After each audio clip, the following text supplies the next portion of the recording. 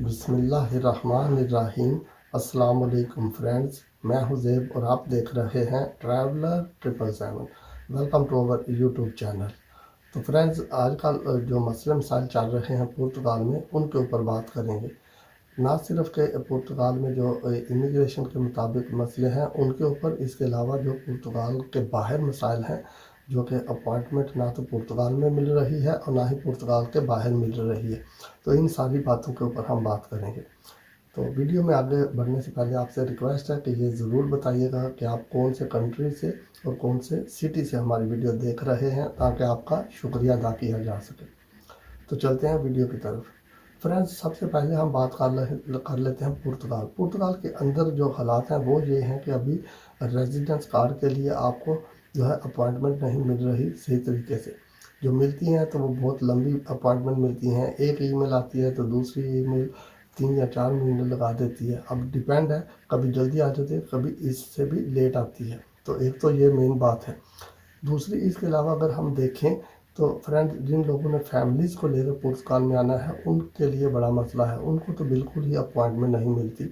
آپ سمجھ لیں کہ 100 میں سے جو ہے 1 یا 2% ہی لوگ لکی ہوں گے جو بہت زیادہ ٹرائز لگاتے ہیں، کوششیں کرتے ہیں، ان کو اپوائنٹمنٹ مل جاتی ہے، ورنہ تو لوگ اتنی لمبی کیو میں لگے ہوئے ہیں۔ اب کچھ لوگ بار بار میسج کر کے بھی پوچھتے ہیں کہ کب اوپن ہوگی، تو بھائی میرے اس کے بارے میں کوئی پتہ نہیں، اور ایک دم سے یہ اوپن بھی نہیں کر سکتے اس طرح کے، کیونکہ ابھی بہت لوگ جو ہے کیو میں لگے ہیں، لائن میں ہیں۔ تو ایک دم سے اگر یہ اس کو اوپن کریں گے تو ان کا سسٹم بھی کریش ہو جائے گا۔ آلریڈی ان کے سسٹم میں پرابلم چل رہا ہے، سلو ہو رہا ہے، تو ایک دم سے نہیں ہوتا، تو پھر آپ کو بار بار کوشش ہی کرنی ہے، وہ چاہے کسی وکیل کے تھرو کر لیں یا خود جو ہے فون کالز کے تھرو آپ کر لیں، لیکن آپ کو اپوائنٹمنٹ مل جائے گی۔ ٹائم ضرور لگے گا، اس میں کوئی شک نہیں ہے۔ اس کے علاوہ ایک اور بات ہے کہ پرتگال میں ابھی بھی، یعنی کہ آپ کو پتہ ہے کہ آرٹیکل 88 اور 89 جو ہے وہ فی الحال بند ہے۔ ابھی مزید لوگ بہت ہی تھوڑی تعداد میں پرتگال میں آ رہے ہیں، کیونکہ پہلے لوگ آتے تھے، ان کا ایک ایم تھا کہ ہم پرتگال میں جائیں گے تو آرٹیکل 88 اور 89 کے تحت ہمیں جو ہے وہاں پہ ڈاکومنٹیشن کا مسئلہ جو ہے وہ حل ہو جائے گا۔ لیکن آج کل اس بات کو لے کے لوگ نہیں آ رہے، کیونکہ آرٹیکل 88 اور 89 جو ہے وہ فی الحال بند ہے۔ ابھی پرتگال کے باہر سے اگر بات کریں، اسپیشلی جو ایشین کنٹریز ہیں ان میں انڈیا، پاکستان، بنگلہ دیش، تو وہاں سے جو اپوائنٹمنٹ کا مسئلہ ہے وہ بہت زیادہ ہے، کیونکہ پاکستان سے اور بنگلہ دیش سے تو بہت مسئلہ ہے اس چیز کا، کیونکہ اپوائنٹمنٹ ملتی ہی نہیں ہے۔ اگر آپ نے جو ہے ٹورسٹ ویزا اپلائی کرنا ہے پرتگال کا، تو آپ کو اپوائنٹمنٹ جو ہے بہت ہی ہارڈ ہے وہاں سے ملنا، اس وقت جو سچویشن ہے، کیونکہ یہ بیسیکلی ہمارے لوگوں کے ہاتھ میں نہیں ہوتا، یہ گورنمنٹ جو ہوتی ہے، اسپیشلی ان کی فارن منسٹری، ان کے ہاتھ میں یہ چیزیں ہوتی ہیں، اور ان لوگوں کو واضح طور پہ پتہ ہے کہ پرتگال میں اس وقت کیا حالات چل رہے ہیں۔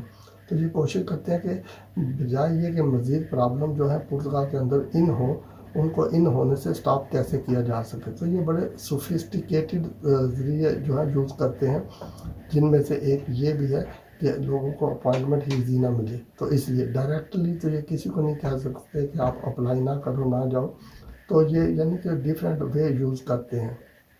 ہاں، اگر آپ یعنی کہ مڈل ایسٹ میں رہ رہے ہیں، لائک اگر آپ UAE میں ہیں، تو پھر وہاں سے جو ہے وہ پاکستان کی یا انڈیا کی نسبت یا بنگلہ دیش کی نسبت اپوائنٹمنٹ مل جاتی ہے، یا پھر آپ سعودی عرب، قطر وغیرہ میں ہیں، تو وہاں سے آپ کو اپوائنٹمنٹ جو ہے ان کنٹری کی نسبت زیادہ ایزی طریقے سے مل جاتی ہے۔